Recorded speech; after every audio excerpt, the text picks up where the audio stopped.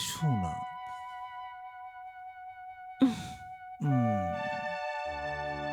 উম, উম, উম, উম,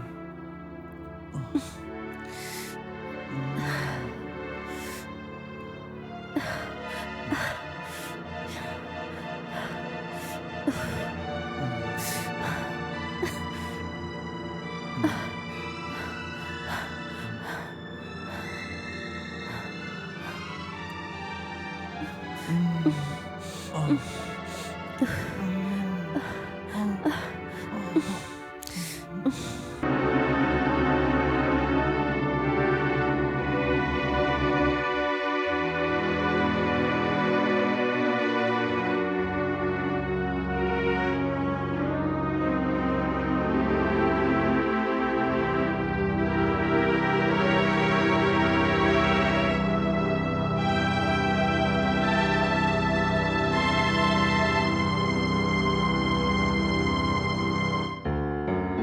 একটা সিগারেট পাওয়া যাবে কি?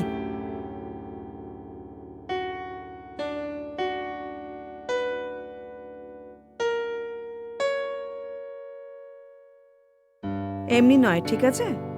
এটার পয়সা দিয়ে দেবো। এত নেশা, সিগারেটের জন্য এত নেশা এর আগে কখনো দেখিনি আমি।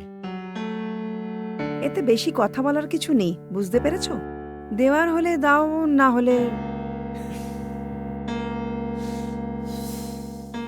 হুম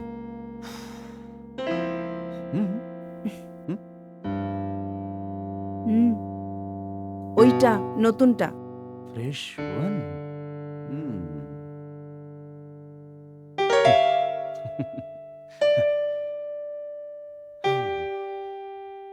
নতুন চাই।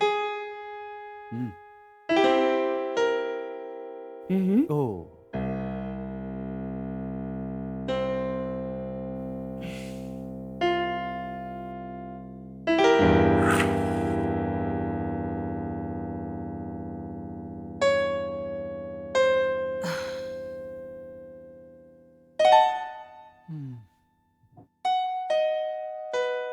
বয়ফ্রেন্ডের সঙ্গে ব্রেকআপ হয়েছে নাকি? তোমাকে কেন বলবো? না, মানে এদিকে শোনার জন্য আর কেউ নেই তো? আর তোমার এই অবস্থা দেখে অনেক রহস্যময় লাগছে। আর দেখে মনে হচ্ছে যে তুমি কাউকে কিছু বলতে চাইছো।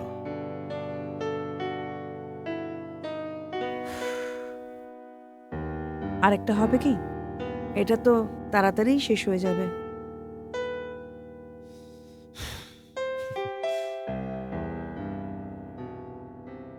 হ্যাঁ হ্যাঁ, দাঁড়াও দাঁড়াও, নিচ্ছি একটু পরে।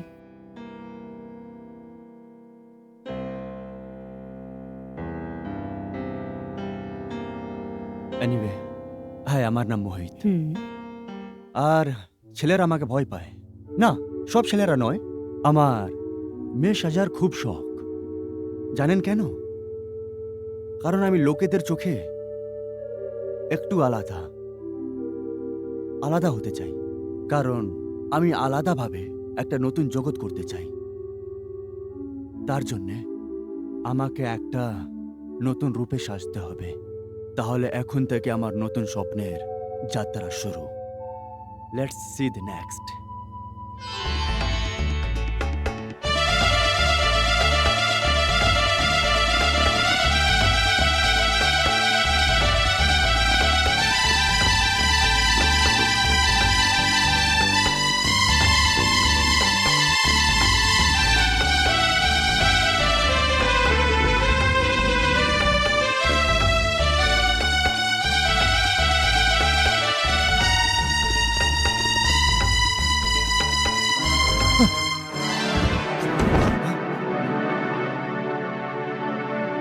এটা কি করলে তুমি?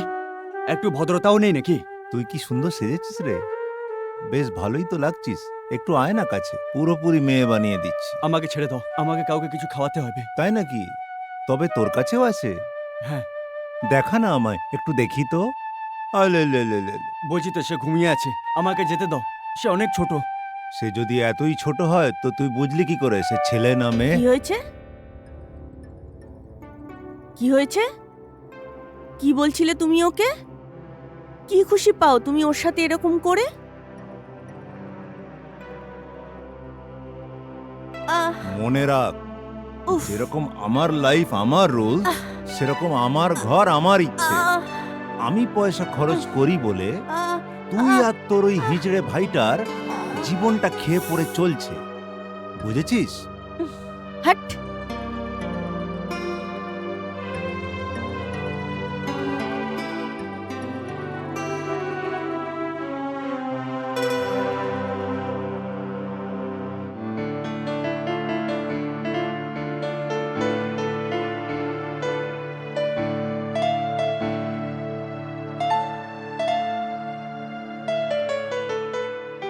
দিদি, হুম, সে কোথায়? এখনই চলে গেল। মাঝে মধ্যে অনেক কষ্ট হয়। এত সুন্দর বাচ্চার বাবা ওই বদমাসটা।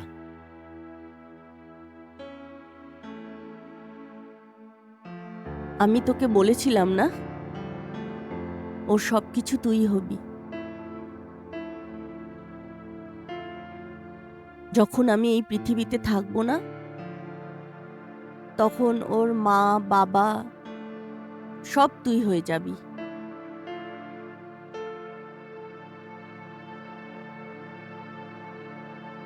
হুম।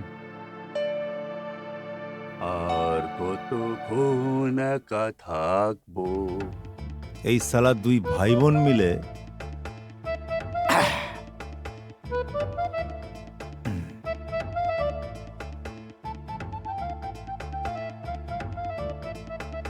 এসে গেছিস আমার মুডের 12টা বাজাতে।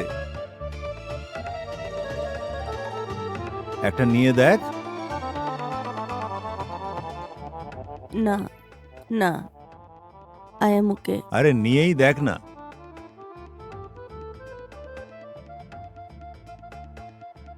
তুমি এত ড্রিঙ্ক করো না, ভালো না।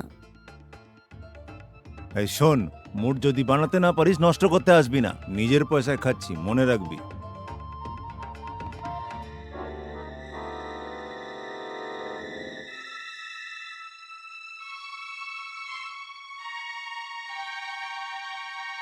আর খেও না, খেও না। আচ্ছা, তুই চাস আমি আর না খাই? হুম, তাহলে এর চেয়ে বড় নেশা কিছু চাই। চলো বিছানায়, যা চাইবে করবে। কি রোজ ওই বিছানা? নতুন কিছু করি, একটু আলাদা।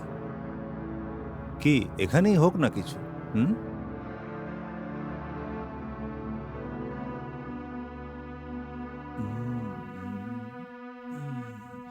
কি জিনিস রে তুই?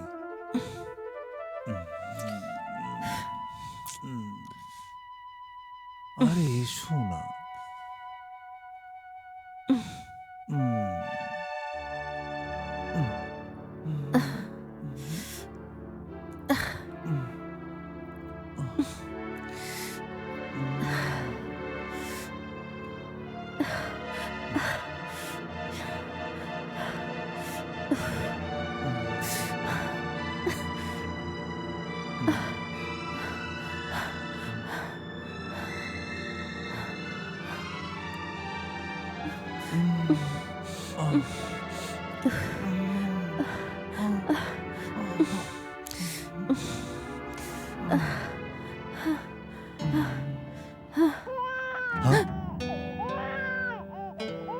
কিছু না, কিছু না, কিছু না, ওদিকে হুম, কিছু নেই, আরে ওদিকে সর। কিছু নেই।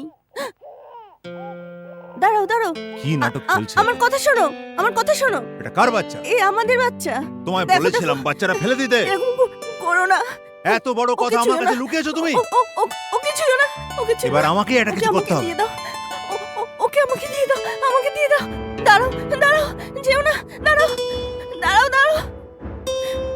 ওকে কিছু করো না, ওকে না। আমাকে দিয়ে দাও, হ্যাঁ? ওকে আমাকে দিয়ে দাও। যা।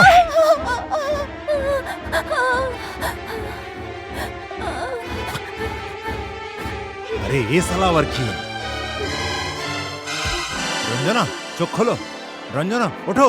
ওঠো রঞ্জনা, চোখ খোলো। কি হয়েছে তোমার? রঞ্জনা, চোখ খোলো, চোখ খোলো। আরে এ কি হলো? রঞ্জনা, ওঠো, ওঠো। রঞ্জনা, আমি তোমায় ওঠার জন্য বলছি। ওঠো দিদি, রঞ্জনা, ওঠো।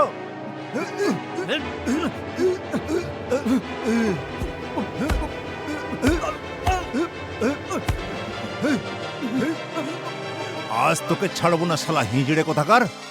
আমার হাতেই মরবি তুই।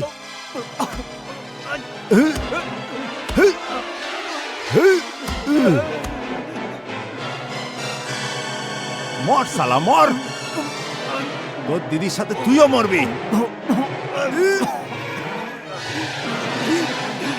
তোর মতো লোক পৃথিবীতে বোঝা। মরে যা তুই, আজ মরে যা শালা।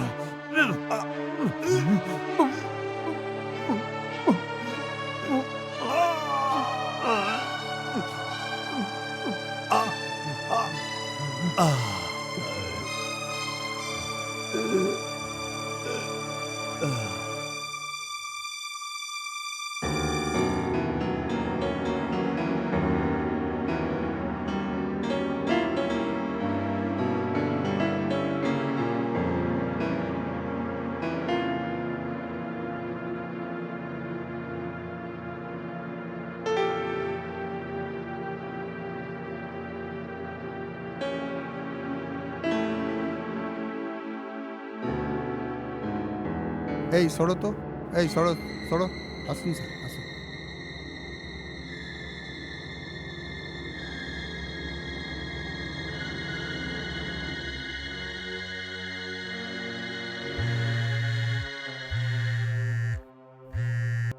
ইয়েস, ওকে, ইয়া। স্যার, থানা থেকে ফোন এসেছে। Let's go.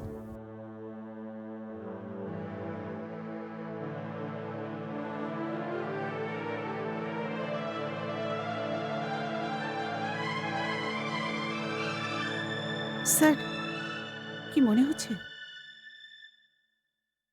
এই কেসটাও আমার কাছে আশ্চর্য লাগছে। আশ্চর্য মানে? এটা কোনো সাধারণ মার্ডার নয়। আমারও তাই মনে হচ্ছে স্যার। আপনি একদম ঠিকই বলছেন। এটা শুধু একটা মার্ডার কেস নয় স্যার, কিছু একটা রহস্য। আমার মনে হচ্ছে। হ্যাঁ বলো।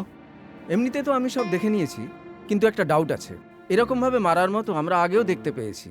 সুমো, সব দেখে নিলে এত তাড়াতাড়ি? আগে পোস্টমর্টেম করে ওর ফরেনসিক রিপোর্ট তো তৈরি করো, তারপরে যা বলার আছে বলো। ওকে, ঠিক আছে স্যার। চলো চলো নিমিতা। রিমি, হ্যাঁ সুমো, শোন না, আমাকে সুমো না বলে অন্য ভালো নামে ডাক না। তাই নাকি? তোর তুই জন্য আগে ভালো করে এই ফরেনসিক রিপোর্টটা তৈরি কর, তারপরে দেখছি তোর ব্যাপারটা কি করা যায়। বুঝেছিস? দেখ না, তোর জন্য আমি কত বডি ওয়েট লুজ করেছি। আচ্ছা, দেখে তো লাগছে না।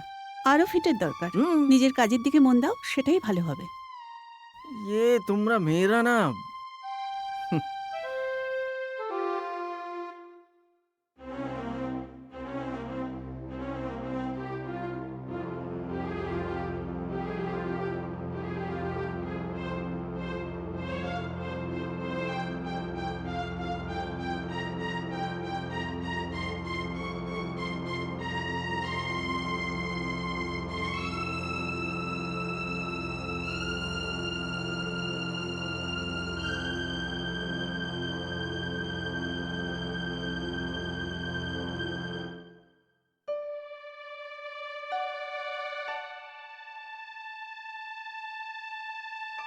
বুঝতেই পারছি না ওর সাথে এরকম কে করলো। ও কারোর সাথে কোনোদিন জীবনে কোনো খারাপ ব্যবহার করেনি। ও তো নিজের ক্যাফের কাজ নিয়েই ব্যস্ত থাকতো। ক্যাফে ছাড়া ওর জীবনে আর কিছুই ছিল না। ওর মায়ের মারা যাওয়ার পরে ও শুধু আমার আর ওই ব্যবসার খেয়াল রাখতো, তাছাড়া কিছুই ছিল না। দেখুন মিস্টার রয়, আমরা ওর কলিগ যেখানে কাজ করতো সব জায়গাতেই খোঁজ নিয়েছি। দেখো, তোমাদের আমি অনেকবার বলে দিয়েছি যতটুকু জানি। রোহিত সবসময় নিজেকে নিয়েই ব্যস্ত থাকতো, কারোর সঙ্গে কিন্তু খুব বেশি কথা বলতে দেখিনি। এদের সবাইকে জিজ্ঞেস করা হয়েছিল, কেউ বলতে পারছে না। আরে তার মানে এটা কি করে হতে পারে? ও তো আমায় বলেছিল আমি আমার বন্ধুর সাথে একটা ট্রিপে যাওয়ার কথা। কিন্তু রোহিতের বাবার কথা অনুযায়ী ও কয়েকজন বন্ধুর সাথে বাইরে গেছিল। এ ব্যাপারে কিছু জানা আছে তোমার? দেখুন, যতটুকু আমি জেনেছি, না, রোহিতের ব্যাপারে এর বিষয়ে আমি কিছু বলতে পারবো না। তোমরা কি কিছুই জানতে না যে ও কার সাথে যেত? একটা কিছু তো বলতে পারবে। ও হ্যাঁ হ্যাঁ হ্যাঁ, একটা কথা বলতে আমি ভুলে গেছি যে ও আমাকে বলেছিল যে কোথাও একটা যাওয়ার ছিল, রবিবার দিনে ও ফিরে আসবে। ঠিক আছে? ওই ট্রিপে আমার ছেলে গিয়ে তারপর আর আর ফিরে আসেনি। আপনি দেখুন মিস্টার রয়, ছোট ছোট ব্যাপারগুলো আমায় একটু বলুন। ছোট ছোট ব্যাপার যেগুলো রোহিত আপনাকে বলে গেছে, আপনি মনে করতে পারছেন না। মিস্টার রয়, এগুলো আমাদের ইনভেস্টিগেশনকে অনেক সাহায্য করবে। না, হ্যাঁ হ্যাঁ, রোহিতের ব্যাপারে আমি যতটুকু জানি আমি তো আগেই বলে দিয়েছি আপনাদের। ও কারোর সঙ্গে বেশি মেলামেশা করতো না। এর বেশি আমি আপনাদের কি বলতে পারি? যতটুকু আমার সঙ্গে জানাশোনা ছিল আমি আপনাদের বলে দিয়েছি। এর বেশি কারো পার্সোনাল লাইফে ইন্টারফেয়ার তো আমি করতে পারি না। যাওয়ার আগে ও আমায় বলে গিয়েছে যে আমরা উইকেন্ড ট্রিপে যাচ্ছি কোথাও। আপনি রোহিতের ব্যবহারের মধ্যে কোনো পরিবর্তন দেখতে পেয়েছেন এই কদিনে? না না, তেমন কিছু তো আমি দেখতে পাইনি। Are you sure? না, দেখতে পাইনি। রসুলপুর আমার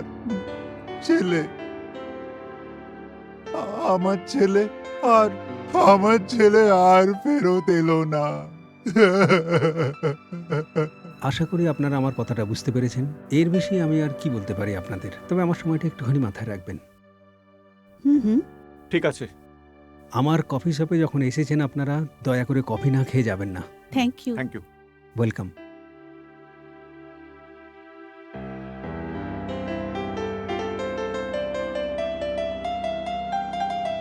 রেবিতা, হ্যাঁ স্যার। আমাদের টিম রোহিতের সব আত্মীয় স্বজনদের জিজ্ঞাসাবাদ করেছে কি? Yes sir. এটাও আমরা জানতে পেরেছি রোহিতের বাবা কিছু লোকের কাছে টাকা নিয়েছিল লোন মেটানোর জন্য। কিন্তু আমার মনে হচ্ছে না এই মার্ডারটা প্রপার্টির জন্য হতে পারে। কারণটা কি? প্রপার্টি বলতে তো রোহিতের কিছুই নেই। এই ব্যাস, ও একটা কর্মচারী ছাড়া তো কিছুই ছিল না। রাইট।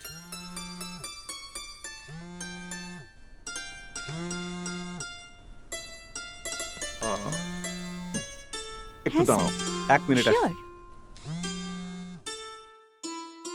হ্যালো। হাই, হ্যাঁ বলো। আমি তোমার পিছনেই আছি। আরে আশ্চর্য, তুমি তো আমাকে একদম চমকে দিলে। সারপ্রাইজ! তুমি এখানে কি করছো এসে? আমি তো বাস এখান থেকে যাচ্ছিলাম, তোমাকে দেখলাম। আর তুমি এখানে? আমার কাছেও কিছু সারপ্রাইজ আছে। আসলে এখানে আমি একটা কেসের ব্যাপারে এসেছিলাম। কি করছো এগুলো?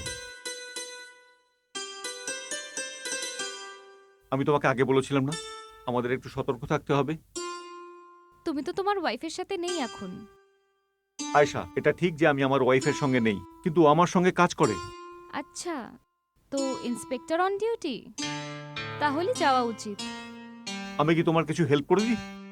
হ্যাঁ প্লিজ, এখানে তো ট্যাক্সিও পাওয়া যায় না। ট্যাক্সি ডেকে দিচ্ছি। হুম। ট্যাক্সি!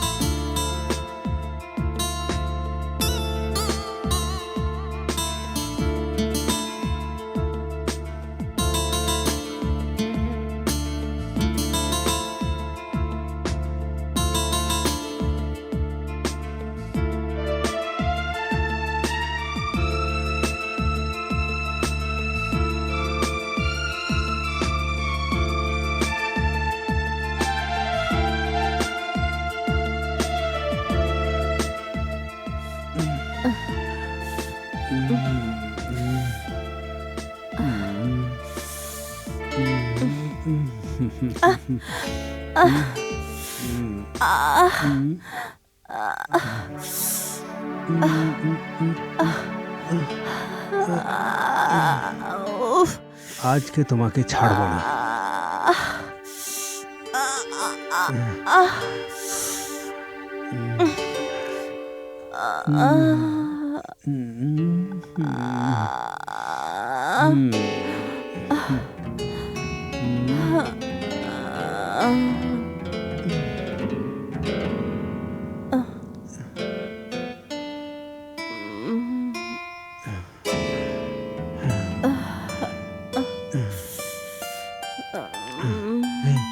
হেই, ওঠো ওঠো, উঠবে তো? এই একবার মরে দেখাও না। কেন? মরার পরে তুমি কত সুন্দর লাগবে জানো? হ্যাঁ, এমন ভাবে দেখছো কেন? ছাড়ো আমাকে। হ্যাঁ, জানো কেন? কেন? মরে গেলে শরীরে আর নড়াচড়া হবে না। তুমি আমাকে কেন মারতে চাইছো?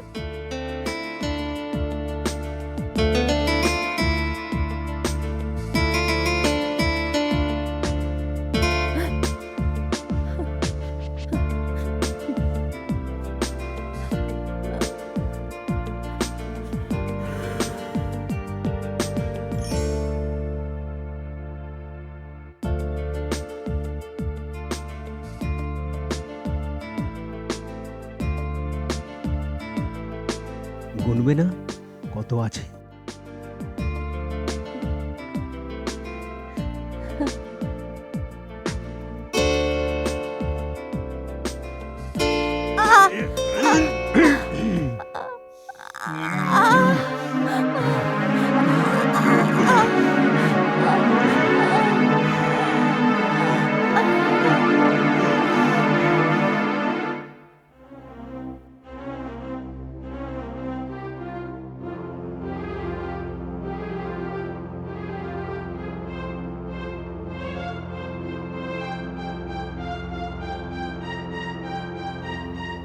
হ্যালো, সুমো বলছি।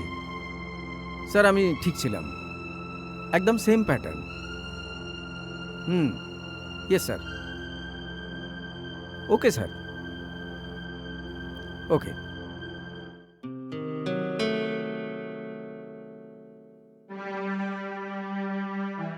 ভিকটিমের নাম রোহিত দত্ত রায়। এ হলো একজন শেফ বাই প্রফেশন। খুবই ভদ্র এবং স্বচ্ছ পরিবার থেকে উঠে আসা মানুষ, যার কোনো ক্রিমিনাল রেকর্ড নেই, না পার্সোনাল লাইফে না তার প্রফেশনাল লাইফে, না কোনো সিরিয়াস রিলেশনশিপ, না কোনো ব্যক্তিগত ভালোবাসা। শুধুমাত্র একটা অ্যাক্টিভ টেন্ডার প্রোফাইল ছাড়া, যেখানে লেখা ছিল not for one extra. What the hell! উনি যেই বা হোক না কেন, পুরুষ অথবা মহিলা, সে রোহিতের গাড়িটা নিয়ে ওর লাশটাকে অন্য জায়গায় সরিয়ে দেওয়ার কাজে ব্যবহার করেছিল। সেই কারণে আমরা রোহিতের গাড়িটাকে ক্রাইম সিন থেকে 2 কিলোমিটার দূরে খুঁজে পেয়েছি। সে খুবই চালাক ছিল, আর ওর ফোন কিভাবে অ্যাক্সেস করবে সেটাও জানতো। সেই জন্য নিজের পরিচয় গোপন করতে হয় ফোনটাকে গায়েব করেছে, না হলে ফোনটাকে বাজেভাবে ভেঙে ফেলেছে। I think let's find everyone, the friends of Rohit. এদের লিস্টটা অনেক বেশি হবে আমার মনে হচ্ছে না। রোহিত তো কারোর সঙ্গে মেলাজোলা করতো না বেশি, 2-1 বন্ধু হবে হয়তো, তাদের ইন্টারোগেট করলে। আরে ইন্সপেক্টর সাহেব, আপনি যতটা সহজ ভাবছেন ততটা কিন্তু নয়। কিন্তু আমাদের অ্যাটপসি এক্সপার্ট সুমন, সে কিন্তু এই ব্যাপারে অন্য কথা বলছে। আচ্ছা শোনো, ফটোটাকে একটু চেঞ্জ করো প্লিজ। আমাদের প্রথম ভিকটিম অমিত তিওয়ারি আর রোহিত দত্ত রয়, এদের দুজনকেই একই রকম ভাবে খুন করা হয়েছে। Pattern of murder is same. কেউ এদের ঘাড়ের মধ্যে ধারালো অস্ত্র দিয়ে আঘাত করেছে, সেই জন্যই এই চিহ্ন পাওয়া গেছে। দুজনেই যথেষ্ট শক্ত সমর্থ মানুষ, বয়স 25 থেকে 30 বছর। দুজনেই যথেষ্ট ভালো ভদ্র পরিবার থেকে এসেছে। দুজনেই তাদের প্যাশনকে কেরিয়ার বানাতে চেয়েছিল। একজন উদীয়মান ক্রিকেটার আর দ্বিতীয়জন অ্যাসপায়ারিং শেফ। দুজনকেই 1 বছরের মধ্যে আলাদা আলাদা জায়গায় মারা হয়েছে। দুজনের ফোনকেও গায়েব করা হয়েছে। দুজনের শরীরে একই রকম আঘাতের চিহ্ন রয়েছে। দুজনকে মারার প্রক্রিয়াও একই রকম ওয়েপন দিয়ে। এখান থেকে জানতে পারা যায় যে এটা কোনো সহজ খুনির কাজ নয়, এটা একটা সিরিয়াল কিলিং এর ব্যাপার। আচ্ছা ইন্সপেক্টর রিমিতা, একটা কাজ করো, জি। দুজন ভিকটিমেরই ফোন কল রেকর্ড চেক করো, দেখো দুজনের মধ্যে কোনো কমন নাম্বার বেরোয় কিনা। হুম হুম, যে কমন নাম্বারটা বেরোবে সেই হবে আসল খুনি, ঠিক আছে? ঠিক আছে স্যার।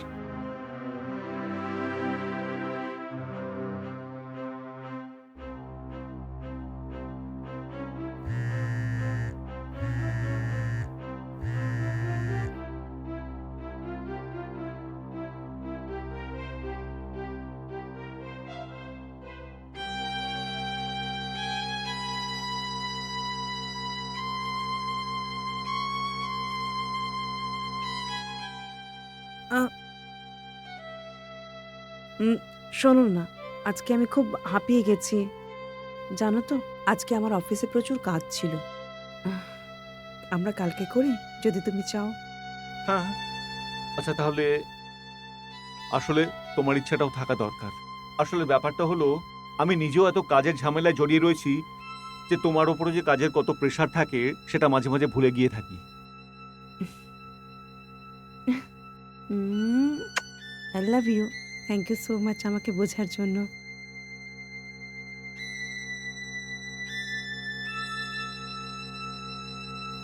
আমি একটা কল করে আসছি।